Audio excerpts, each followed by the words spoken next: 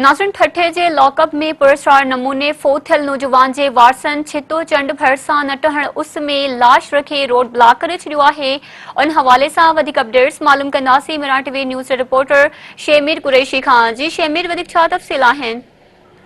जी, गुजरात छठे थाने ते मुबैना थियल क़त्ल में नूरमला जो वासन पारां छतो लॻ हैदराबाद रोड ते लाश रखी कारे में जेको आहे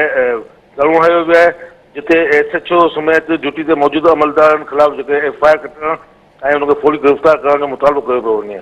जॾहिं त इन वाक़े जो जेको आहे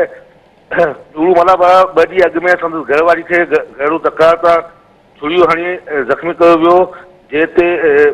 पुलिस में ख़ुदि ई पेश थी पंहिंजी गिरफ़्तारी पेश कई।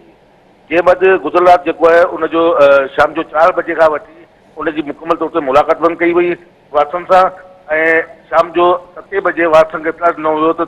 नूरमला ख़ुदकुशी करे छॾी आहे। जंहिं बैदि SSP छठो फौरी तौर ते एक्शन खणंदे सेशन जज छठो खे दरख़्वास्त ॾिनी ऐं 176 जी कार्रवाई कंदे सेकेंड एडिशनल जज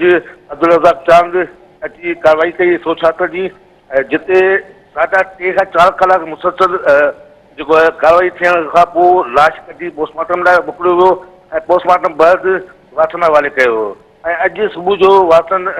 लाश जो जेको आहे करे मेन रोड ते अची धरणो आयो ऐं मुतालबो कयो त SHO छठो